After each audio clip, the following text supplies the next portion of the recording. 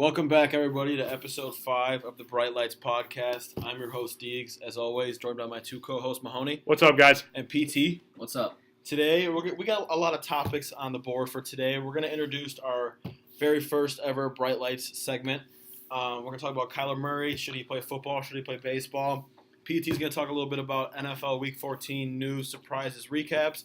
He'll also give you his new top 5 NFL power rankings. And then at the end, we're going to talk a little bit of baseball. So I don't want to waste our time or your time, so we're going to get right into this. Mahoney's going to introduce our brand new segment, so go ahead, baby. All right, guys. So you guys have been asking a lot about when we're going to start getting segments into our podcast, and here it is. So we came out with a new podcast called Callouts, Bright Lights Podcast Call Out of the Week, where we'll each have our own person, and we're just going to rip them to shreds each week.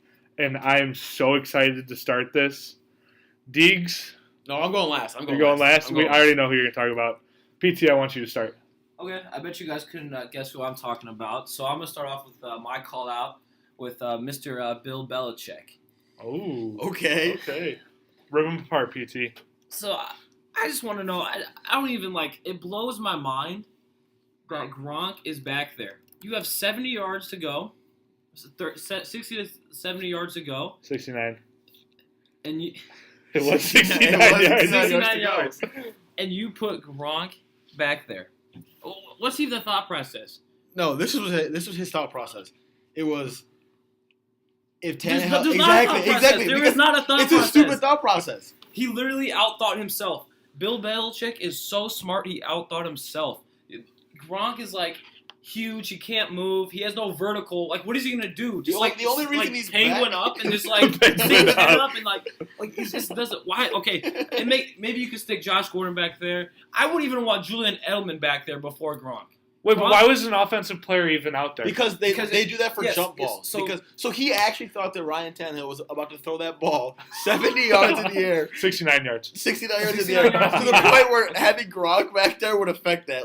No, if Josh Gordon, yes, because he's way more athletic. Yes. Even Julian Edelman. Yeah. Julian Edelman would have been tackled. I'm fucking Brady. How about that? That would have probably been... But Gronk, the dude is a freak of nature, but he can't move, dude. That was so it's real bad. obvious now, he's not, he doesn't move that well. Yeah. It just, what the hell, man? I was shook when I watched that. I just watched Gronk hobble over there. And just flop on it was... He looks so uncoordinated. Yeah, so that's just my call of the week. Bill Belichick, come on, man. All right, mine. I love this man. Oh, yeah, here we go. But he needs to... Rick Hahn. Wow, I thought you were going to say Trubisky, not Rick Hahn. No, Rick Hahn. Baseball winter meetings are in full swing right now. Started Sunday? Yeah. Yeah, so this is the third day, almost the end of the third day, and we have 2 days left. And our only move has been Ivan Nova. Okay, Rick Hahn, you've been great so far, but you traded a Hall of Famer for prospects. We'll get there, but you need to let your nuts drag a little bit. You gotta just let the money fly. We have so much money. Just need to lay it out there, buddy. Just let it go. Be like the Cubs. Say F it. Get a Lester. Get a Darvish. I don't care. Just sign someone. Someone worth a lot of money to get the fans excited, because I don't think that some people understand that there are fans of sports teams that don't give a flying anything about the prospects. They care about what's on the field now, and right now what we have is dog shit. Rick Hahn, this is my call out to you. Let your nuts drag, please. All right. I think this is a fitting way to end our first segment. If anybody listening to this doesn't know, unfortunately, I'm a pretty big Pittsburgh Steelers fan. So my call out is going to be Chris Boswell and Mike Tomlin. Okay. Oh, you got 2? Okay, yeah, I'm doing 2. It's all right, it's fitting. First of all, Boswell.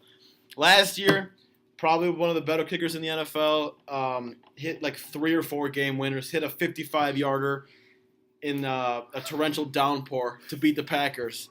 This year, you know it. I know it, Mahoney, because he's on your fantasy team. Not anymore. He's not. He can't make an extra point. He can't make 39-yard field goals. He missed a field goal in the first quarter that would have sent us to pretty much overtime.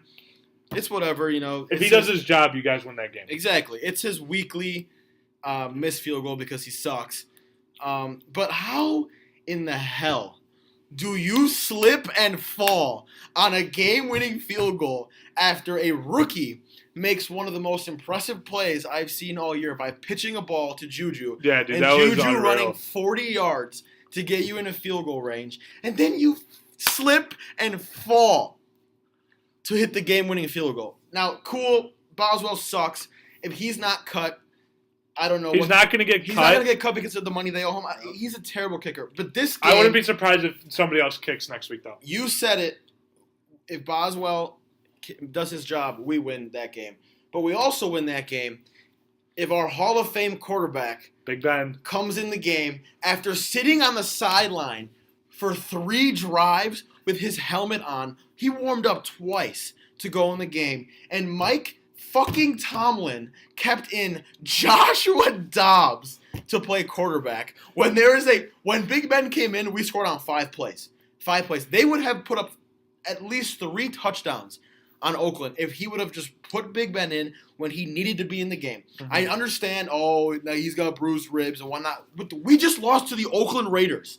And if they don't beat New England or New Orleans, you owe me $20. They're not making the playoffs. All they had to do was beat Oakland and beat Cincinnati, and they made the playoffs. Now they have to beat the greatest quarterback of all time, and then the best offensive football. Hot take, best quarterback of all time. And then the best offensive football in a place where nobody wins in New Orleans.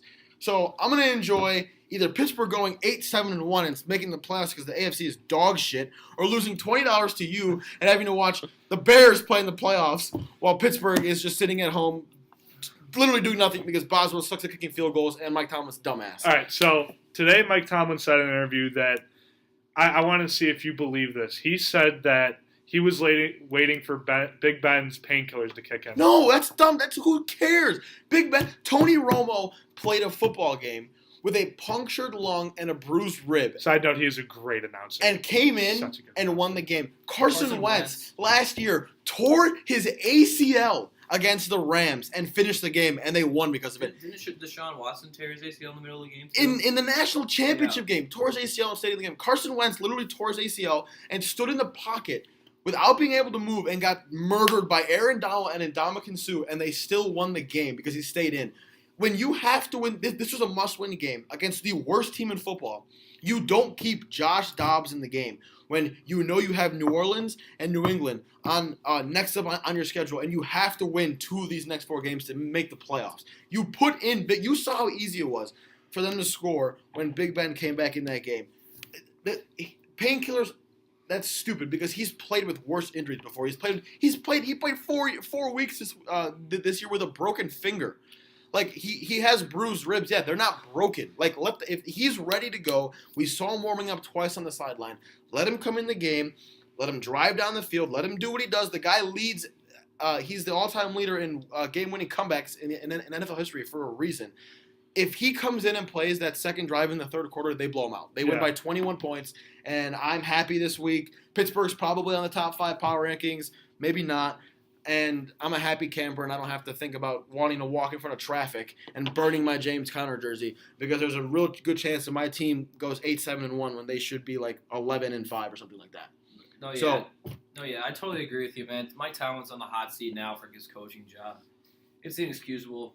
It's just not right. Honestly, Boswell should be cut, and if they don't make the playoffs this year, Tomlin should be fired, which sucks. Wow. Because, it's year after year of disappointment. They have literally the best offensive football when everyone's healthy, and they never make it past New England, and they're struggling to win the shittiest division in football right now. So, I'm done with Pittsburgh football. I had to get my call out in for the day. And yeah, man, that's it for that. I thought that was pretty good for our first segment. Definitely we'll keep capitalizing on that. Don't be afraid to DM us on Twitter with any more suggestions. Definitely will help. And also don't forget to DM Mahoney on Twitter. And don't be afraid to wreck me about the Rams-Bears game and me picking the Rams. Yeah, don't be afraid to let me have it. Yeah, we'll touch that later. But first off, congrats to Kyler Murray on the Heisman this weekend. There's been discussion that he can play professional baseball or professional football. What should he choose? What do you guys think? I think it should definitely be baseball. But I wouldn't be surprised. He's definitely going to listen to football teams. He's definitely going to listen to the NFL. And if somebody gives him the right offer, whether that be money or incentives, I think he could be playing both. But if I was him, I'd be going baseball long term. Yeah, you look at a guy. I mean, this is a unique situation, obviously, because he was a top 10 pick in the last baseball draft. He's the number 4 prospect in the A's organization. Just already, and he hasn't played. Yeah, he hasn't played a single minor league game, and he's already the number 4 prospect in a pretty decent farm system. Heisman Trophy winner in football. I mean, how often is there a Heisman Trophy winner that doesn't go to the NFL? I mean, not have success, but at least declare for the draft, get drafted at a decently high rate. I don't even think that's ever happened before. A Heisman Trophy winner and it hasn't gotten drafted, probably not. Yeah. And if it's happened like 1 or 2 times. But if I was him, I would probably go baseball because safer. I mean, yeah, it's definitely safer. Football, the whole CT concussion issue, the injury, the high injury rate, all that fun stuff. But if you look at the pros and cons for each of them, baseball pros a lot more money than football. A lot more, yeah. The health issue, you're not getting your body destroyed every single time. Which means you play longer, You play longer, so which means more money. Yeah, exactly. Cons, baseball, you don't always make it to the pros. It's harder to make it. It's way harder to make it in baseball and to get that money than it would be in football. If he declares for the draft, he's probably going to be a first-round pick, especially if Herbert. Unless if he tells a team. The only reason he would declare is because a team told him that we're drafting you in the first round. Yeah. Because that's the only reason that he would declare. If Herbert doesn't declare, the Oregon quarterback, he's the consensus number 1 prospect in this draft. It's a weak draft class, so I could see that happening. But, I mean, other than that, there's not really a lot of pros for football. It really comes down to what he likes the most. And I think that's ultimately what he's going to choose is what he wants to play longer. And you know what? He's got Boris as his agent, and I feel like Boris is more of a baseball. Oh, 100%. No, Boris is pushing for him to play baseball because Boris knows that there's more money in baseball, which means that Boris himself is going to make more money. And the fact is he knows more about the baseball executives the baseball world and all that fun financial stuff. But I personally believe I'm not Kyler Murray, but I think from what he said and the fact that he signed with the A's after being drafted. And he's already come out. As of now, he says he's only doing baseball. Yeah, and he's going to be in spring training with them. I think he likes baseball more, so I think that makes it more inclined for him to pick baseball. If I was a betting man, I'd probably bet a lot of my chips on the fact that he would go the professional route in baseball. But, I mean, maybe if they beat Bama or they win a national championship or now this Heisman sways him to pick football, I could see that too. But if I was him, I would definitely pick baseball. Yeah. No, yeah, I agree. There's so many pros to baseball compared to football, in my opinion. What I've heard from Kyler already is that it sounds like it's going to be baseball. Baseball, longer longevity of life. Football, you risk getting injured, severely injured, could be and possibly even ending your life. That's just the scary thing about football. That's the con. I think the thing that could really turn a spotlight on football is the fact that football players do get a lot more spotlight. In my opinion, I feel like 100. Actually, you know what? I agree 100%. I feel like he could have. I know you get more paid in baseball, but if he wants to be more in the spotlight, I feel like football would be more. They do. It's America's sport. No, exactly. Oh, yeah. Exactly. So, but that's the only reason, and I don't see that being big enough for him. Longer life, more money. I mean, who wouldn't want that? It's just more intriguing. Now, I was thinking while we were talking about this. Say he decides to play baseball. Think he chose wrong and he declares for the draft. Do you think he gets drafted? No, I think at that point it works where he's a free agent, isn't it? Because he would have already left Oklahoma. He can't declare. You can't get drafted. No, yeah, he could get signed.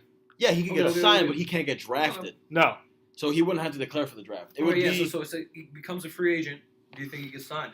Oh yeah, 100%. Yeah, 100%. If he teams will- decides to say screw baseball, then Yeah, if things aren't working well with the A's organization, that's why he's in such a good seat. Yes, Because it's he's unreal. This is phenomenal athlete. He's a good quarterback. He's not just a runner like RG3 was in college, in my opinion. He has the arm talent. He has the instincts. He looks at the first read. He follows his progressions. He's a good quarterback. And he just so happens to, on top of being a good quarterback, he's an outstanding athlete. yeah, So if the whole baseball thing doesn't work out, you could see maybe not playing quarterback, but maybe a team wants to play him at DB or a team wants to play him at running back, like what the Ravens were thinking about doing with Lamar Jackson before they found out that he actually should be a quarterback and not a receiver. Maybe a team wants to play him at receiver as a kick returner or something. But I think if he left the game of football and went to play baseball and thought and realized that baseball wasn't it for him, there's definitely a majority of NFL teams that would give this guy a chance to come on their roster and fix. You think Jacksonville wouldn't want Kyler Murray to be back under center? The Cardinals. I mean, they have Josh Rosen. There's just a handful of teams that would. Redskins right now. Exactly, the Redskins. They would welcome him with open arms. Come in, join our team. Are they going to pay him a lot of money? No, and that's the risk he has to take with picking baseballs. He's not going to start out making a lot of money. The only money he's going to have is his signing bonus, which was absurd it was $5 million. But as a minor league baseball player, until he gets off that rookie deal and into his ARB years, he's not going to be making a lot of money. And that's the risk he has to take and has to have the confidence in himself that he can make it at the big league level to make that kind of money. So, yeah. That was a good discussion. I think it's going to be interesting to see what he does in the next couple months. Yeah. I think everybody will be following probably him within the next couple of weeks, honestly. I think he'll after all the bowl games are done and everything, he'll decide. Yeah. All right, we'll move on to our Week 14 NFL recaps, news, or surprises. We'll start off with the Pittsburgh Steelers. We touched on it already, but it's not looking good. Tomlin's kind of shown some weaknesses. He's on the hot seat now. It's not good that they had that whole issue with Le'Veon. Yes, they have the great replacement in James Conner, and their kicking situation needs to figure out because you can't lose a game. It sucks to lose a game over and over and over because again. Of your kicker. The Chargers game. They were up 23-7. Why were they up 23-7? Because Boswell missed the extra point. If he would have made the extra point, they wouldn't have had to score that touchdown, and the Chargers wouldn't have had to go all the way down the field. They could have milked the clock, waited, kicked the field goal, gone to overtime, and when it comes to overtime, usually the home team wins. And when you rally back and force overtime, you get that momentum, you go into overtime, would have been fine. I mean, we have a little docket in front of us, and all I wrote on the first dot is Pittsburgh is terrible. And they are. They lost to the Broncos, which I get it, Denver, tough place to play, but they just got steamrolled by the 49ers last week. They lost to the Chargers after being up 23-7. Now they lost to the worst team in football. And the irony about this is that they're probably going to go out and beat the New England Patriots this weekend. And that's going to piss me off eternally. But as of right now, I don't know what to say. As a fan, I don't want to watch them anymore. I know that I'm going to watch this game on Sunday no matter what. Oh, of course, yeah. But it's just bad. They're playing they're playing a lot worse than they are, and Pittsburgh has always had that stigma that they play down to their competition. Like last year when they lost to the Bears, they should not have lost that game whatsoever. But I don't know. Right now, I don't think they're a good football team. I don't think they're playing like they should be in the playoffs. They'll probably make it because the AFC is terrible, but it's just sad to watch an offense this talented, with players this talented, with a Hall of Fame quarterback who's actually been playing pretty well this year, and a pretty decent coach for the majority of his career. Probably going to lose his job if they don't make the playoffs this year and make some noise because of constant underachievement. Yeah. All right, and another team that's struggling a lot right now, Carolina, man, the Panthers. McCaffrey has been playing his ass off. Fantastic. Yeah. He's so good. And it just seems like no one else is. They lost Greg Olsen. That hurt them big time. Cam's got that shoulder problem. Man, it's not looking good there either, man. I think also. Are they even still in first place? They were never in first place. place. They were never in first New Orleans place. is in that division. So what? They were the wild card. They were locked and loaded into a wild card, and now they're not making the playoffs. Yeah, I also think it puts Ron Rivera on the hot seat as 100%. Former Bear. Yeah, man, it's just not a good look how well they started off this year, and then they just fell off a cliff. And They're still falling. Next, Jared Goff sucks in the cold. He sucks in the cold. Oh, yeah. yeah. That Awful. Like, as a Bears fan, it felt good, but Felt like fantastic. it was like, are you kidding me? I'm gonna like, keep it real with you. Like my grandma could throw the ball better in the cold. I mean, yeah, it was cold as hell. Yeah, the Bears have a really good defense. But if you just watch the game or watch the highlights, the throws that he was making, He seemed scared. Jared Goff is like he's a franchise quarterback in my Yeah. opinion. Oh, he is. I argued in the beginning of the season That he could have been the MVP. that he was underrated and that people weren't talking about him enough. Well, they're talking about him now, but not for the right After reasons. watching that game and watching him, he wasn't even throwing spirals. The ball was just flailing out of It his was hand. knuckling. It was dead ducks, man. It The was only bad. good thing for him is that if he has to play a team like Chicago again, or see them like a team like the Bears in the playoffs, they're gonna have probably home field advantage no matter where they play. Yes. Even if they have to play New Orleans in the playoffs, it's gonna be in a dome. Yeah. So the only place that he would have to play again that's even remotely as cold as Soldier Field would be Soldier Field. Yep. And I And know this is you not- guys love the Bears to death. I don't think that they're going to end up being the 1 seed, meaning that they're going to have no, home no field chance. advantage. No. So, will we see a different Jared Goff? I don't know. The Bears have a pretty damn good defense, so he was under pressure getting hit. It was the same thing with Mahomes in Baltimore. I don't think Mahomes had that good of a game, even though they ended up winning and he Even though worked made his. that Yeah, but if we Insane. were watching the game and he was getting pressured every single time, running for his life, scrambling out of the pockets, it's the same thing with Goff. But I will give it to you, he was really bad on Sunday night. no, He was man, awful. We were It was- watching. it was and so we're- bad. It all started with that safety. It was so bad We to were watch. watching and we were like, what is going on, man? Like, it was just bad. All right, well, moving on from that. Last one for the news and recaps. Miami Miracle. We touched on this also with my call out. Good for Miami. Good Fantastic. for Yeah. Miami. Not good for the other teams playing for the AFC though, Yeah. because Miami is the 6th seed right now in the AFC. Yep. So the Colts pull off an impressive win against the Texans. Andrew Luck did something. Yeah, I think your Andrew tweet Luck worked. did I think something. your Yeah, tweet you- My tweet tweet worked. did work. The Colts are probably That was looking at impressive. themselves in a comfortable situation of making the playoffs, and then Miami pulls this out of their ass, and They Kenyon kind of Drake. pulled some stuff out of their ass. I mean, they beat the Bears, and they pulled some stuff Yeah, out of dude, their ass at home. but shouts Miami. Yeah. Shout out Kenyon Drake. that was a cool play, and I It was dope Good to for them, watch. man. Yeah. Shout out Gronk. Yeah, shout out. Hey, Gronk. I They- heard something funny is that it was kind of funny that Gronk was on the field because he wanted the play. He wanted to be a touchdown because the stand is a 69. Yeah. Yeah, I saw that that's too. that's something cool. Yeah, but I That's mean, funny. every time it's pretty much like Bama. Every time New England loses, everybody else wins. Yep. So that was dope to watch. I got hyped when I found out. We were sitting each other, and I was like, the Dolphins just beat the Patriots on a crazy play, and then we watched it, and the highlight came up, and we all went Fantastic. nuts. It was fantastic. So shout out Miami, man. All right, moving on. My top 5 power rankings. This was a crazy week, in my opinion. Yeah, I know you were It struggling a definitely- little bit figuring this Definitely out. struggled a little bit, but I think I got it right.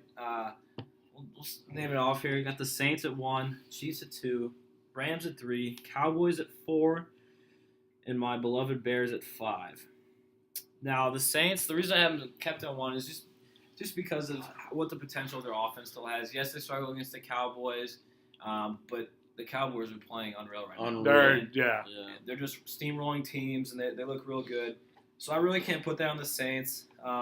Kansas City, I think they still have one of the best offenses as well. The only issue I have with them is their defense, and what are they? That's their weakest link in the chain, and I think they're gonna be eventually the downfall to that team. 3, the Rams drop just because of how they showed their weakness with the cold and how Goff and how Gurley was held to 20 yards. I said the key to that game was to be Akeem Hicks and stopping Todd Gurley, and he was held to 28 yards. And that just kind of exposed them, and that's why they dropped down to number 3. Number 4, Cowboys skyrocket up to number 4. They have been playing out of their minds. Their defense is good. Their offense picked up a key role that kind of is looking like the piece of the puzzle that fit right in for them with Amari Cooper. And He was phenomenal. on yeah, Sunday night. Phenomenal. Yeah. I don't know if I think he definitely needed a change. I don't think Oakland was a fit for him. No, I not at all. definitely think Dallas is He looks good. He Amari looks Cooper fantastic. looks real good. And he's making Dak look good, yes, too. yeah, exactly. Future Hall of Famer, apparently. He's also yeah. All right, and then number 5, my Bears. You know, their defense always finds a way to win the game for them or keep them up. And the only issue I have with them is I know Mitch had a bad game, but it was his first game back off of, supposedly he couldn't even move his shoulder the last couple days after that injury he had. So hopefully he knocked the rust off, and that defense is just playing out of their mind right now. And that's my top 5. PT, I love you to death, but I have a problem with your top 5 here, and I honestly think, and this is going to come out. This is a hot take.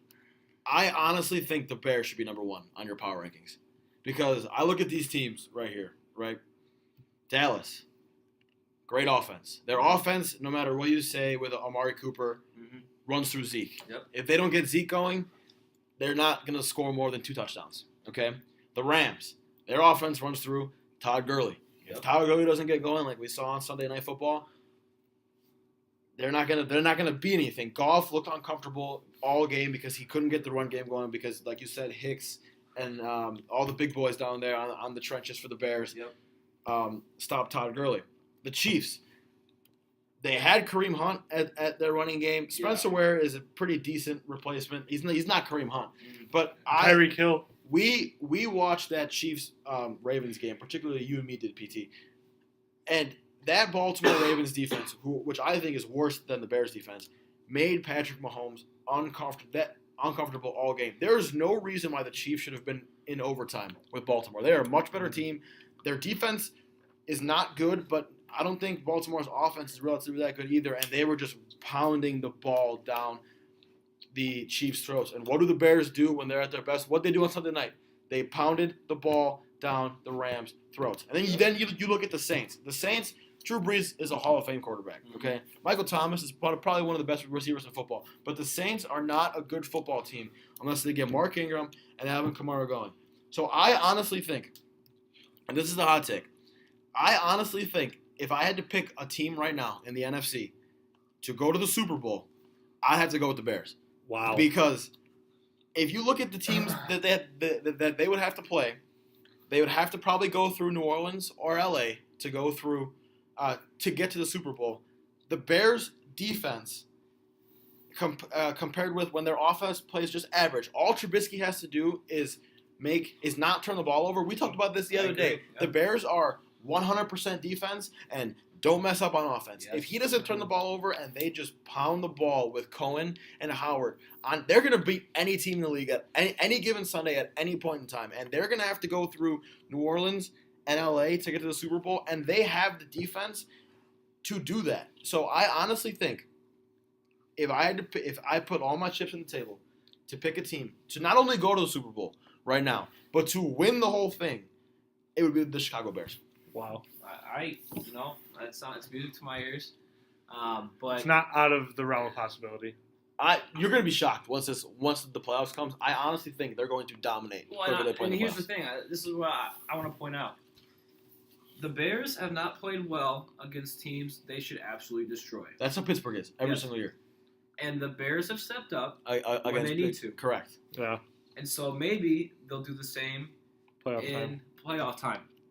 Danny Trevathan, Akeem Hicks, they love when the camera's in their face. They love it. And it's just something that kind of makes you feel good is that the Bears love primetime. And I think, like you said, it's going to help them out in the Super Bowl. We'll see in the next couple of weeks, like I said, if they can handle business against the Packers, who they struggled against. Obviously, they've lost already to Aaron Rodgers. He always plays good against the Bears. Always. True. But he's also never played against a defense as good. No, I agree. This is the best defense the Bears have had in a very long time. I agree. Yeah. I agree. So, like I said, if they take care of business, I'm gonna be happy. I'm gonna be extremely happy, and it's gonna be a good year for the Bears. Hopefully. Bear down, baby. Yes, bear down. All right. Well, I think we're gonna have football, right? Yeah, football is good. Football is good. All right, we are gonna go right into baseball. We're going to start with the Today's Era ballot. Came out on Sunday. kind of a shock to a lot of people. Somewhat of a shock. I was hyped, dude. I was hyped. Oh, I was hyped too, but kind of a shock to me also. Harold Baines and Lee Smith got into Hall of Fame. Lee Smith, no doubt, Hall of Famer. I don't think there's any question about that. My boy. Yeah, Lee Smith, easily Hall of Famer. I mean, all-time saves leader when he retired. Kind of a shame that it took him this long to get into the Hall of Fame. Now, the name that everybody keeps saying is, why is Harold Baines going to the Hall of Fame? And I understand why people are saying why, but you look at his impact on the teams that he was on. He was one of those guys that got traded at the deadline to help a team in the postseason. He got traded from the White Sox to the Orioles or something like that. He got traded 4 or 5 times near the trade deadline to make an impact on teams. And his postseason numbers were great. He helped out teams when he was needed to. He came in the clutch. And it's not like he's a bad baseball player. Nobody's saying he's a bad baseball player. Everybody's saying he's a good baseball player. But honestly, I think he's a great baseball player, and he does deserve to be in the Hall of Fame. The fact that he played 22 seasons, you don't see that a lot anymore. You only see that out of the people that are pretty much Hall of Famers. Harold Baines had almost 3,000 hits. He almost had 1,700 RBIs. He almost had 400 home runs, and he batted .290 in his career. Those, to me, aren't Hall of Fame numbers in their ballot when they're in the regular ballot. I think he's a perfect today's era ballot candidate, though. What do you guys think? Yeah, I mean, I saw a lot of people on Twitter saying stuff about, comparing Harold Baines to, Miguel Tejada and other guys like that. Please stop. Miguel Tejada was good for 4 years. Harold Baines, the guy's almost at 3,000 hits. For me, if you're at 3,000 hits, above 3,000 hits, or pretty damn close to 3,000 hits, you're a Hall of Famer, because that's very hard to do. Honestly, he needed to play one more season and he would have had 3,000 hits. Yeah, I agree with you. Harold Baines, if the Today's Era ballot didn't exist, he's not a Hall of Famer. No. And it's not because he's not a good baseball player. It's the fact that of all the major sports that we have in America, baseball is by far the hardest one to get into, to get into the Hall of Fame for. Because they make it so difficult to get in. The writers, all the people that vote for it, make it an exclusive, elite group of people to get into the Hall of Fame. But, the ballot exists. The Today Era ballot exists. He is in the Hall of Fame. There's nothing we can do about it. But I do think But be happy for the guy. People are shitting on him. But just be happy. I think that with Harold Baines getting inducted into the Hall of Fame, if Barry Bonds is not put in this year or just eventually? No, if he's not put in this year, then there's something wrong. Yeah. Because I don't care if Barry Bonds literally stuck steroids into his ass every single day for 15 years. If he's not in the Hall of Fame and Harold Baines is, that's highway robbery, dude. Yeah. It's the same thing with Clemens and all the other guys that are not in the Hall of Fame, even though they're seriously the greatest players to ever to play this game. And that's what the Hall of Fame is for. The Hall of Fame should be for the best players to ever play baseball. And Barry Bonds is the best hitter to ever play baseball. Easily. Roger Clemens is the top best 3, I think, if not the best pitcher to ever play baseball. Is Harold Baines the greatest second baseman, short, or outfielder to play, or DH to ever play baseball? He's one of the best DHs, yes. Yes, but is he the best outfielder to ever play baseball? Definitely not. Is he better? Is he a better DH than Edgar Martinez, who hasn't? Those two are probably the. If you think DH, those are the two names that come up. I would definitely take Edgar Martinez in the Hall. Well, obviously, you take Edgar Martinez. Yeah, but if you talk about DHs, Harold Baines is definitely in that conversation. Because there's not a lot of good DH. I agree with you. Yeah. As the greatest DHs of all time, yes. If you do your job at your position very well for a long time, yes. So I just wanted to talk about Albert Bell for a couple seconds. Albert Bell did not get into the Hall of Fame. Shocking to a point, but this sends a message to a lot of people. Don't be a douchebag. Yeah, that's the only reason why Barry Bonds is not a Hall of Famer, because he was a douchebag. But, he also had the steroids problem, but that's he should be a Hall of Famer no matter Correct. what. Albert Bell did not get in for 2 reasons. 1, he only played 12 seasons. 2, He's a dickhead. he is a dick. Yeah. He's awful. And I honestly think this kind of shines to Kurt Schilling, too. Kurt Schilling, I don't know if he's really a douchebag, but he's... No, he's a douchebag. Yeah, He's definitely a douchebag. Yeah. He got... Just, as an athlete, you're on a spotlight. Be smart about what you say, because it affects you in these kinds of things. Like, Albert Bell was hated by his teammates. Yeah, that's bad, dude. If your teammates don't like you, you're not going to have success. That's bad. It's just, Albert Bell, buddy, figure it out. Just figure it out. It's too late now. He can't figure it out. Yeah. Okay, so now we're going to get into winter meetings. Started Sunday, going Very until quiet. Thursday. Very Okay. quiet. So I want to start off somewhat big, somewhat small. McCutchen signed a 3-year deal, $50 million. I think that's big, dude, for a lot of reasons. I think it's a good signing, but I think it was too much money. Yeah, I mean, he's getting up there in age. he wasn't bad last year. He was average. He was a little below average with the Giants, and then when he went to the Yankees, he was average. Correct. And I think that Philadelphia, they think that maybe, one, they have the outfield problem. Yeah. They obviously view him as a solution Mhm. to their outfield problem. I agree with you. 3 years, $50 million is a lot of money. But if They Kutch have the money, I guess. if Kutch can get back to 270 or not even 265, you plug him in. Veteran presence, How too. many teams wouldn't want Andrew McCutchen as their 7 or 8 hitter? Yeah, true. Plus, if the defense ever gets back to being halfway to what it used to be, Yeah. he's not going to hurt you. They have the money, like we said earlier, but I think this signing benefits all the other outfielders that haven't signed yet. Primarily AJ Pollock, because I think AJ Pollock's a better baseball player than He's gonna Andrew get paid. McCutchen. And reports came out that McCutchen was asking for 5 years, $80 million, which is what Lorenzo Cain got. That's what he was asking for, and they sold at 3 year $50. So I could honestly see Pollock getting 5 year $80 million. Yeah. Or Michael Brantley. That's going to help out those two guys, because if McCutchen just set the baseline for every outfielder not named Bryce Harper, then that Pollock, who's a better player, is going to get paid. Brantley, who had a better year and when he's healthy is a better player than Andrew McCutchen right now, is also going to get paid, Yeah. making the markets higher for them and making it worse. He set the precedent. And making it worse on teams that want to bring those guys in for what they could have brought them in before McCutchen signed. Yeah. Okay. So I'm gonna talk for a couple seconds to all the Twitter geeks and Instagram geeks that keep ripping on people, or I'm gonna rip on people that think that this takes the Phillies out of Harper.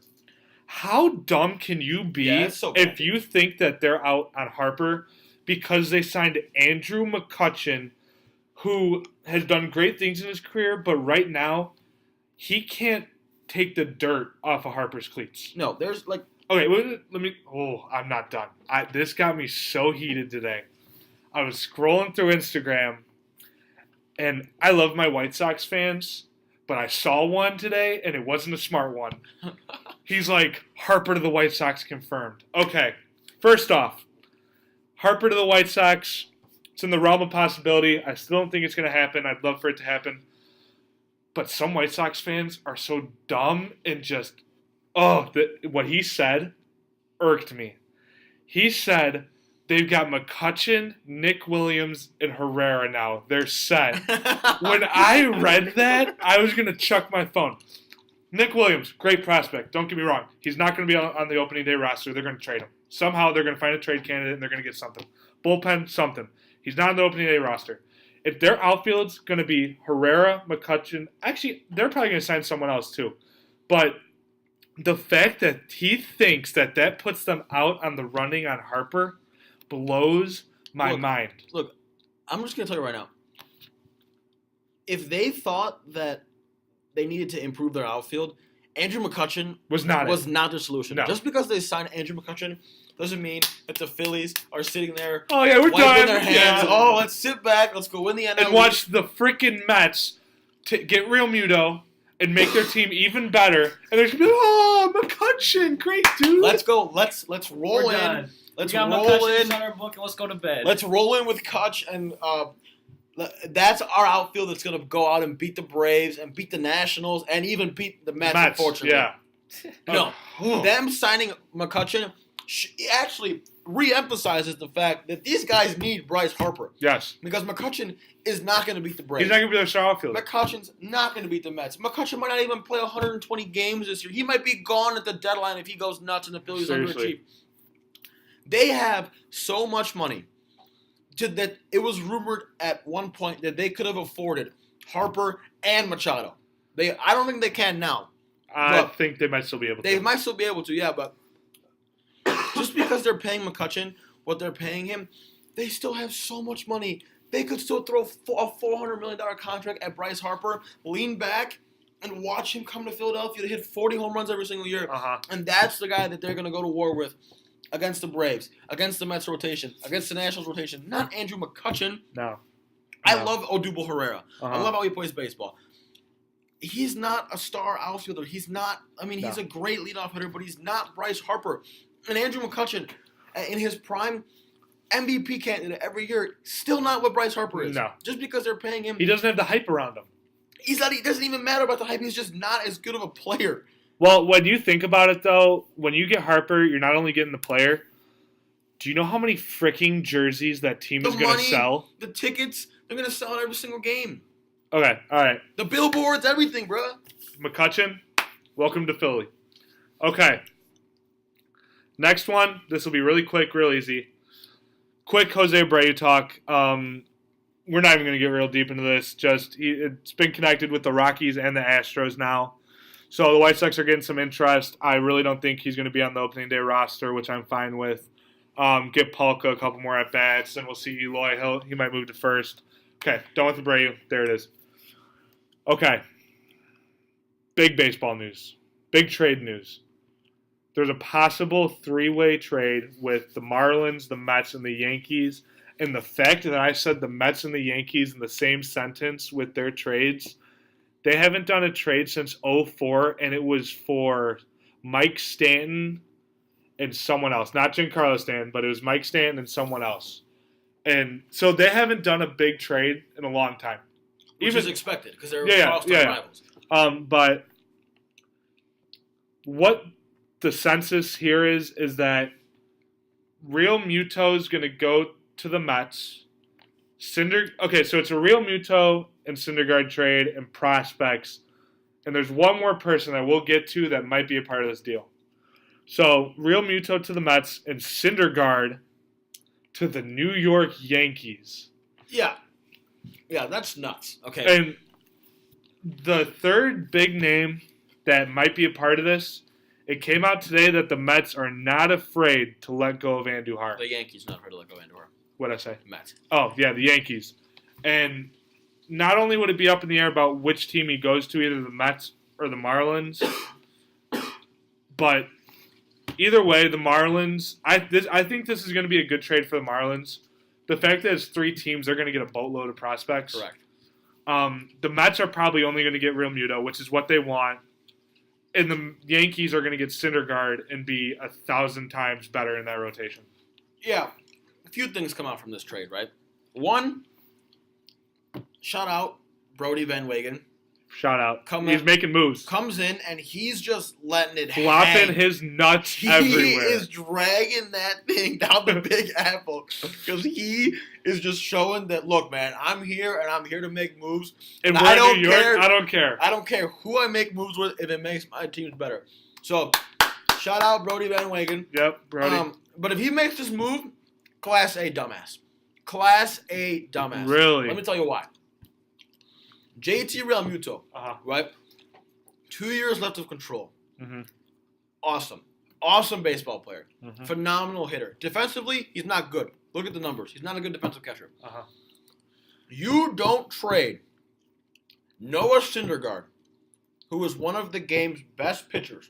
When he's gets hurt, though. When he's healthy, okay? When he's healthy, throws the highest average fastball velocity, throws a 92-mile-an-hour slider, and is dominant. Nobody is. You could make a strong case. He's a scary dude. You can make a strong case that as a starting pitcher, he might be the most dominant pitcher because of how hard he throws with how dominant his off-speed pitches are at the velocity that he throws them at. You don't trade a guy like that to, one, the Yankees, and two, for a catcher.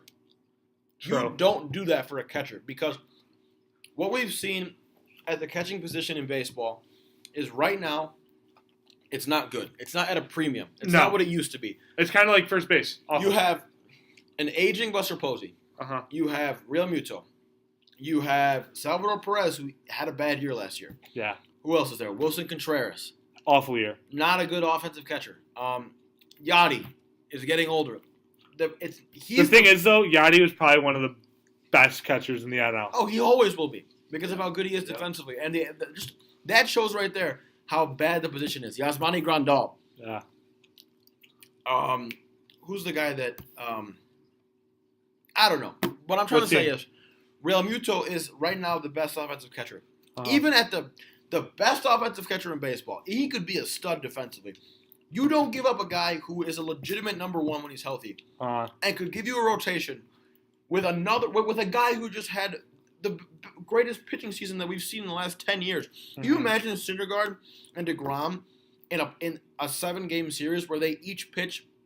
What, DeGrom pitches 3 times, he pitches twice? Yeah. That's unreal. You don't do that. Especially to the New York Yankees. Yeah. Who are going to have James Paxton, Noah Syndergaard, Luis Severino, Masahiro Tanaka, and CC Sabathia. When the Yankees have been babying you for the last 10 years, you don't keep them out for 20 since the history of the New York Mets. The start of the Mets. They have been the little brother and the baby to the New York Yankees. And if you give away your consensus number 2 pitcher, who is a number 1 on pretty much every other team in baseball, for a catcher, that makes no sense to me. If they get Real Muto and they ship away, we'll have a good talk on this podcast. If they get Real Muto and they don't have to trade Syndergaard away for him to the Yankees, of all teams, then that's a good trade in my opinion because that fills a need for them. That would mean that they'd probably have to part with Nimmo or Conforto, which they said they don't want to do. Or Rosario. I don't think Rosario's that good. A lot of people view him as like a franchise shortstop. I think he's like Freddie Galvis, but a little bit better. No, Rosario I think is going to be a prime. Like him and J.P. Crawford to me are very similar in the way that they're going to pan out. They're not going to. I don't see it happening. I see him being a plus defensive shortstop who really can't hit, which is basically what Freddie Galvis is. Yeah. So I mean, it's been cool to see these three-way trade talks with the Yankees and the Mets because that doesn't happen a lot, and it shows that Brody doesn't care about anything. But that's a really dumb trade.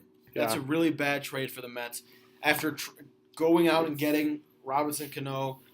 Or whatever's left of Robinson Cano, and a star closer, one of the best closers in baseball, trading away your number 2 pitcher who's a legitimate ace for a catcher is just not smart. No. All right, so I think that's enough of that about that trade. I think it could happen within the next day or two. I'm pretty sure that trade will happen before winter meetings ends. Oh, yeah. The reports have come out that Miami really wants to get rid of Real Muto. They want to trade him while they're at the winter meetings because obviously they're in full rebuild. Yeah. And I think they understand the value that, he's a real good hitting catcher, but I mean, when you can get stuff for a catcher nowadays, when they're not at a premium and you're not contending, you go get your prospects for them. Whatever they get for them, they're gonna get a haul because teams need to fill. There's a lot of teams that only have one position missing, and that's the catcher position. Yeah. All right, so next, I want to talk about J.A. Happ. This is another small little piece. He has, they said he has 10 2-year offers right now. And he has declined all of them because he said today. He wants a 3-year deal, right? He said the first team to offer him a 3-year deal, he's signing with. That doesn't make sense, dude. It doesn't. Like, J.A. Happ in Philadelphia was great. He's average. He's nothing spectacular. He's a veteran right now. If I had to give a 3-year deal to J.A. Happ or Charlie Morton every single day of the week and easily. Twice on Sundays. Yes. Like 100%. Yeah. And Charlie Morton's not getting a 3-year deal. He's going to get a 2-year deal with a club option. Yeah. And he deserves that. He throws 100. Oh, that's also what Happ said. He said he doesn't want an option. He said he wants guaranteed 3 years. That's dumb, dude. That's dumb. No, it is dumb. He wasn't anything special. No. He hasn't been anything special since his Philly days. No. Maybe he had 1 or 2 good years in Toronto. But that's about it. He's 36 years old. No one's going to give him a 3-year deal. At least they shouldn't give him a 3-year deal. So, I think he does. I think he gets it. I think he'll get it too because teams are going to be desperate. It's going to be a long time, though. I think it's going to be a while. They're going to get desperate, and they're going to want his services as a veteran. I could see him. I could see the Twins being stupid and doing that. Probably because they're the Twins, but yeah. All right. Speaking of the Twins, Nelson Cruz has decided his free agency pool has been down to 2 teams. The Minnesota Twins and the Tampa Bay Rays. If I had to give my opinion to Nelson Cruz, I'd say sign with the Rays.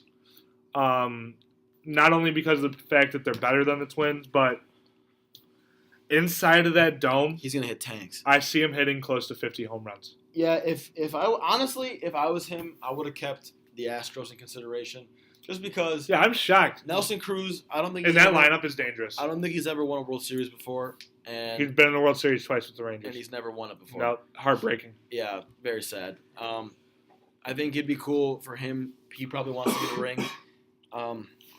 So I don't know why he hasn't kept the Astros in consideration. I personally believe he should have. But when it maybe comes he down, wants to be that veteran's presence with all the young guys. Maybe he just realizes that time in his career. And yeah, maybe. Some guys want that. Yeah. When it comes down to the Twins and Tampa Bay, the Twins are going to pay him more, but he's going to hit 50 tanks. Yeah. In Tampa Bay on a better team where he'll probably honestly make the playoffs. He'd look pretty good in that throwback Rays jersey. Yeah, dude, I like Nelson Cruz. I've always liked Nelson Cruz. Oh, I've always liked Nelson Cruz too. He's always your prototypical power hitter. Nobody wants. Only if he played longer. Nobody wants to pitch to him. Like if he started earlier, I think he could be a Hall of Famer. I think he could hit.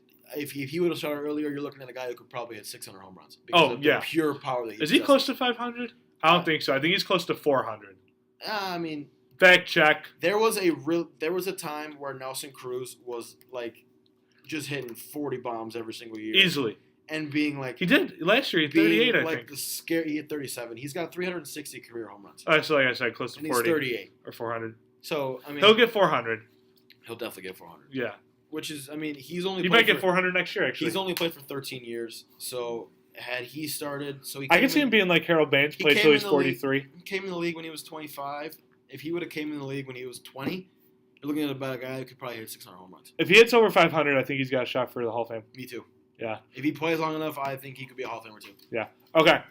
So this is up to you guys. Who do you guys want to talk about first, Machado or Harper? Machado. All right. Machado has narrowed his his teams down to 4. Not shocker, the Phillies and the Yankees. Kind of shocking, the White Sox. I knew the White Sox would be in on one of these guys, not both of them. Yep. But it's nice to see the White Sox in the final for once for a big free agent. Even if we don't get him, it's just reassuring to know that the White Sox are ready to spend money, whether that be this year or next year. Rick Hahn, remember, just listen to the podcast. You'll hear me call you out. Maybe it'll help you out a little bit to let your nuts drag. So that's 3 teams, and then there's one more, and Machado's keeping it secret. He won't say who the 4th team is. So I want to hear what you think the mystery team is. I'll start. Actually, no, I want you to say it. Who do you think is the mystery team? Go ahead. You want me to go? All right. I think the mystery team is the Chicago Cubs. Wow. I honestly think it's the Chicago Cubs. I think the Cubs are going to find a trade candidate for – I forgot what I was watching today, but they were making mock trades for the Cubs, and they were fantastic mock trades, not those stupid ones. The ones on MLB Network that are so bad. It was like package Ian Happ, Almora, and Schwarber. Package those guys up, trade them somewhere for some pitching, maybe some bullpen. It's not really for the haul in the trade, but it's for the fact of getting money. And signing Machado. As we all know, there's a situation going on with the Cubs with Russell. They decided to bring him back, but I still don't think he's going to be on the opening day roster. I think that and if you have to pick between Russell and Machado, you take Machado. Well, obviously. But I honestly think that the 4th team is the Cubs. I don't see any other team that would truly be aggressive because I think the Cubs are finally starting to see it. Oh, I got one, baby. I'm glad. That their window is No, I don't want to say it, but their window's closing. It's closing. It's all those guys are screaming. It's closing. It's closing. They're slamming it shut. They're done. Okay. By 2022, they're losing Baez, Bryant. They're losing one of Baez or Bryant. No. They're losing two of Bryant, Baez, Rizzo, and Contreras. Contreras is gone. They're not going to resign him. They view him very highly because of what he does behind the plate with his arm. I guess, but I think it's going to be, if they had to pick out of those three, they're going to keep Rizzo. And yeah. I mean, they should keep Baez, but they'll probably keep Rizzo. Yeah. Well, I think they're going to keep Rizzo for a couple reasons. When the time comes, they'll look at their team. He'll be the cheapest. Yeah, they're going to look at their team. They're going to be like, who here do the fans love? Who I honestly think Rizzo's. Baez. Baez No, it's Rizzo, dude. Trust me. I know the Cubs fan base really well. Well, so do I. I mean, Baez is a fantastic. He's their best player. Yeah. But they don't get hyped and rowdy for anybody else but Rizzo. They going to the Cubs love game that guy. And hearing as a White Sox fan, I even get a little enjoyment in my heart when I hear Rizzo's walk-up song. They go nuts when he goes. And you know what? The fact is, Bryant is a sweetheart. He's a nice guy. But Rizzo, he's that guy that teams want to market. You know? Baez with his kind of play, a lot of people don't like him. Yeah, because how flashy, how cocky he is. So if they're going to choose, it'd be Rizzo. I don't know how we got to this point in this conversation, but I think it's going to be Rizzo. But back to Machado, I think it's going to be Cubs. Deegs, I'm very interested. All right, so I don't think this is going to happen. So, and what I mean by that is he's going back to Baltimore. I don't think that whoever his mystery team is actually has a shot of getting him. I think it's really weird that they're keeping this whole mystery team thing. Yeah, I don't get it either. Secret. I think it's just Machado being a douchebag because that's how he is. And making people think like us. If there's one team that I can think of that has a superstar player on their team already and has to do absolutely everything. I know what you're going to say, and I agree. Absolutely everything in their power to make sure that this guy stays with them. Are you talking about the best player in baseball? For the rest of his career. Yep. I think the mystery team for Machado is the Angels. Yep, agreed. I think I don't know why in hell he doesn't want to say that. And he doesn't want them to know that they are his mystery team. But you look at that lineup. Can you just imagine? No, I can't. Mike Trout, Manny Machado, Shohei Ohtani, and Justin Upton. In an American Simmons. League, Andrelton Simmons, Zach Cozart, in an American League ballpark with that lineup. They are a pitcher or two away from being nasty. Oh, disgusting. Nasty. And legitimately competing with the Astros for that division title. Because now that Seattle blew it up, the Astros are going to win that division over and over and over again.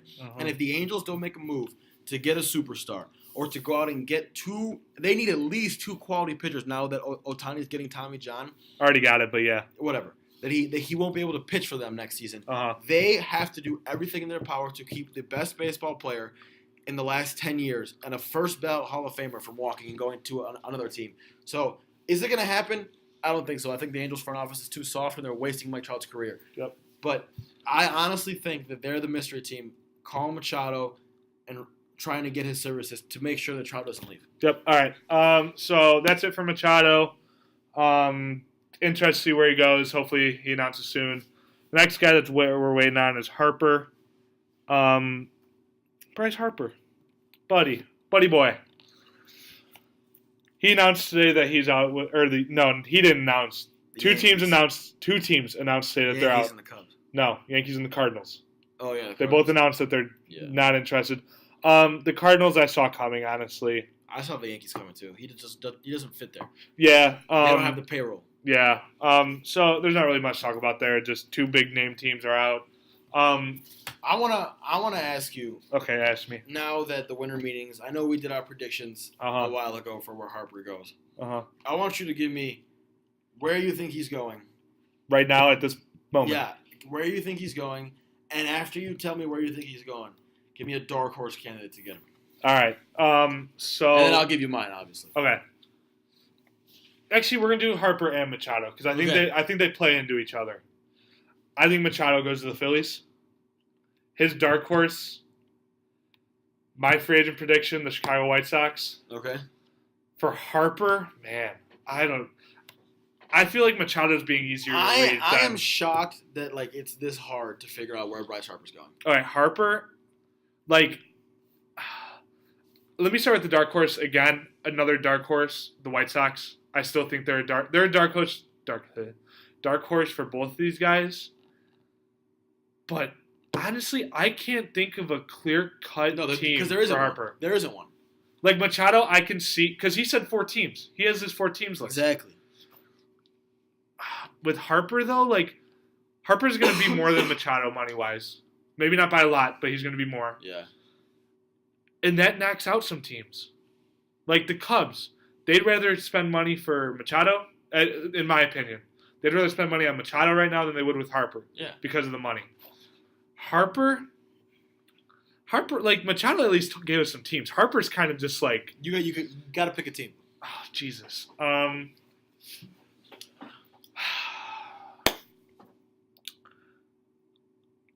going to say the Phillies. Okay, so you have them both going to the Phillies. I guess. I don't know. I mean, I think one of them, I still believe one of them is going to the Phillies. Oh, yeah, me too. But Harper, I just can't think No, it's hard. It's hard. Even for me, it was hard. Who do you have him going to? I got Machado going to Philadelphia, Uh-huh. with the dark horse being the Angels. Okay. And I have Harper going to the White Sox, with the dark horse being the Padres. Wow. Let See, me tell you why. no. I wanted to say the White Sox for Harper, but I didn't want to get ripped apart. So Let me tell you why. Okay. Okay. Like you said, I agree. Machado and Harper, one of those two is going to Philadelphia. And Right yeah. now, like we talked about earlier, the Phillies are still in on Harper. I think Machado fits a need for them. Okay? Now that Crawford's gone. Yeah. Dark horse, I talked about the Angels, Machado. They have to keep. Oh, it makes sense. Yeah. They have to keep Trout. They have to make improvements around Trout. That'd be a It's the great same thing. infield too. It's pretty much the same thing with why LeBron left the Cavs. Yeah. Because they didn't put a championship team around him. If Trout believes that the Angels are not building a championship team around him, he's gone. He's gonna walk. I think honestly, I don't think it matters what the Angels do. I really think he already has his mindset on Philadelphia. Yeah, we'll see. Well, We still have 2 more years before that happens. Exactly. For Harper to the White Sox, honestly, dude, because Harper's so hard to read, I have to look at each team that's in on him. Philadelphia, Machado. If they get Machado, I don't think they would want to spend the rest of their money on Harper because they're focused on getting another pitcher to pair up with Aaron Nola. And then get Trout in 2 years. Exactly. So I think if they get Machado and they land Machado, who's going to be cheaper, they're going to shift their focus, while Harper's still a great player, on a pitcher that will improve a different need for them, which is pitching. Agreed. The Dodgers could be in on him. We saw the thing with Magic Johnson, met with him, then he actually didn't meet with him. The thing with them is they would have to trade Kemp because Kemp makes baby boy. But Kemp makes the most money out of those guys. Yeah, I know. So they'd have to trade Kemp. They would actually have to trade Kemp and Puig, or Kemp and Peterson, or a combination of Puig and Peterson. They have to trade 2 of their 3 outfielders. I don't see that happening. Then you look at who's left. No, I honestly. Who's left? The White Sox. The Yankees are out on him. The Cardinals are out on him. The Cubs can't afford him. Uh-huh. There's nobody else that is really making a push. The Astros, there was rumors they're not going to spend $300 million on Bryce Harper when they have big free agents coming up. When they have Correa, when they have Cole, Verlander, Altuve. The Indians outfielders, they're shedding money so they can re-sign Lindor and Ramirez to long-term deals and extensions. So if you look at every team that's in on Harper, there's only one team there's 2 teams that are in on him that have a shitload of money and he makes sense for. And that's my 2 predictions. The clear cut being the White Sox because they've been in on him all year, and the dark horse being the Padres, who have been in on every single big free agent, every single trade rumor that comes up, the Padres are in on it. Why? Because they have the prospect capital and they have the actual money to go out and get the guy. So he's going to one of our 2 teams. Do you know what I think is going to happen? One's going to go to Philadelphia, one's going to Chicago. I agree. I honestly pisses me off to say that because I really want Harper in San Diego.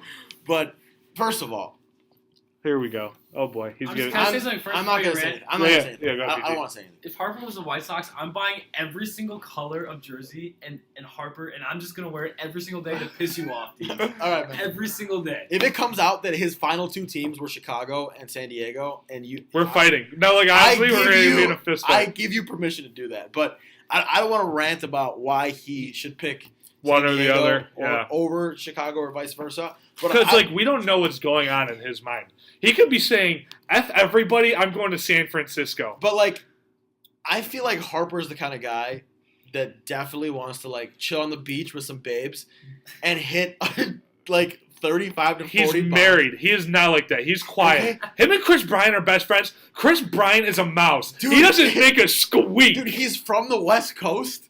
He's gonna be not that So? far away from Vegas. His wife's from San Diego. Okay, and They have the best farm system in baseball. so do the White Sox. They know that because only one team can have the best Oh, farm system in Jesus. baseball. Here we go. We're not Okay. gonna get into this argument. No, we're right not. now. No, we're not. But I legitimately think if you look at like Harper has given us nothing, but if you look at every single team that's been in on him, only small market teams can afford him. What if he comes out tomorrow and neither of our teams are in their final? Then I'd then cry a little he's bit. giving us the dirty bird, baby. He's telling everybody to go screw themselves, and nobody knows where I don't even think he knows where he's going yet. I think he had an idea, and then he hit free agency. He's and- like, "Oh shit!" Yeah, in his mind, he's like, you know what, dude, I'm going to play with. He's Bryant. like, "F it, I love this hype." He's like, I'm going to the Chicago That'd be Cubs. great. We're gonna win a dynasty, and then he hit free agency and saw that so many teams were in on him. He's like, And I he don't saw know the what Cubs hell didn't have to any money. But do you know what's going to be funny? When it comes out, Chicago Cubs sign Bryce Harper, and then an hour later, it's Chicago Cubs trade Chris Bryant to open space for Harper, and Harper's going to be like, "Shit." Ah, damn. Me and Rizzo are going to be buddies now. Got to figure that out. All right, real quick, I want to I also have one more thing. bring up a report that just came out. Colorado Rockies. This taps into one of the players on my team and your team. Does it involve Abreu? They're going after a first baseman, and their two targets are Abreu and Myers to play Okay. first base. The proposed trade that came out from the Padres side, at least, would be Will Myers and his contract goes to Colorado, where he rakes. Yeah. I think he's like a Everybody lifetime, rakes in Colorado. yeah, but I think he's like a lifetime like 415 hitter in Colorado. Yeah, I wouldn't doubt it. And coming back to the Rockies or to the Padres is John Gray. I wouldn't like that trade if I were you. I wouldn't like that trade either. But from a White Sox perspective, Abreu for John Gray. That's I wouldn't like that probably what either. it is. What do you think? Don't like it at all.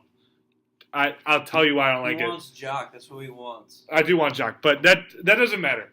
With the Rockies, they have a pretty good farm system actually, They do. and there's God damn it, Rick Hahn. This isn't what I meant by let your nuts drag. John Gray. Okay, the fact that we got Ivan Nova today, and if we got John Gray, that's not what we're looking for. Yeah, but And if you got John Gray, and it's the same thing with the Padres. You got to remember that when John Gray, What was his away splits last year? he was terrible last year, home and away, he was bad. But when you look at John Gray, if you were a team acquiring his services, you don't look at it from what he did last year. You look at it. He got demoted to the minors last Yes, year. he was terrible last year. Oh my You're god! looking- I don't want him. You're looking at a guy who's a starting pitcher that throws 97, 98 miles an hour, has very good stuff, okay? You're taking him out of a ballpark where everybody literally goes to get destroyed except for Kyle Freeland. Every pitcher that has ever pitched in Denver, it's an absolute nightmare, okay? Okay. I'm not saying this is a good trade. I think it would be a bad trade for both teams. I would Okay, take do you know what I Will just Myers. read? That's why I just had that reaction. John Gray, guess his ERA at home.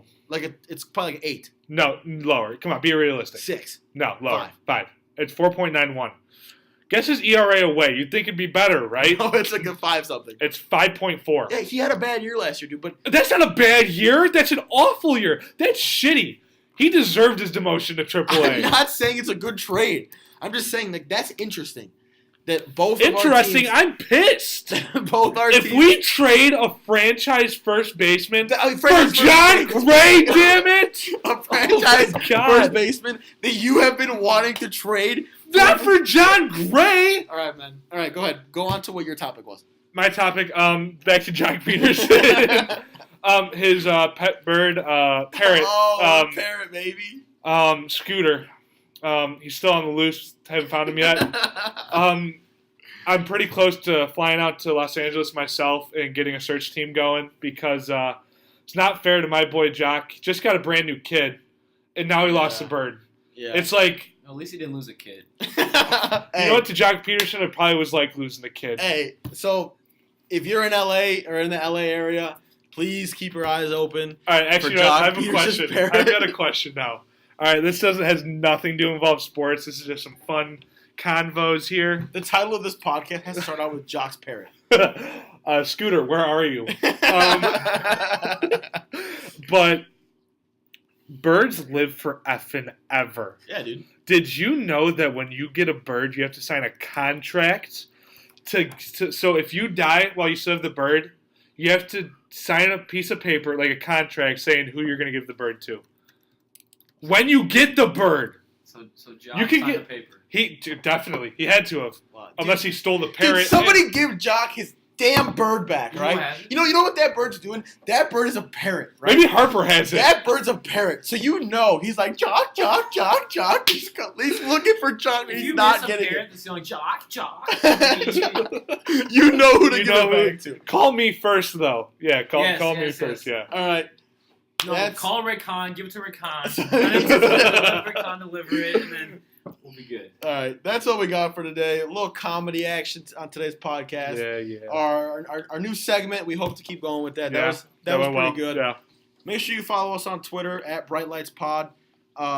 New website's out. Check that out. Spotify, Apple Podcasts, all that fun stuff. We'll be back to you guys. I believe we're recording Thursday, so this next episode will come out on Friday. Keep spreading the word, guys. Oh, yeah. We appreciate Spread everything. The shit out of the word. Yeah, baby. spread it. Spread the word. Or else we're going to have to spam your emails. Yeah, just We- spam We that. already have a plan out. We don't want to use it, but we are not opposed to massive email spam. So just keep spreading the word. We appreciate it. To all our friends and family, thank you for listening. That's all. Mahoney signing out. Have a good one, guys. Have Love a you. great one.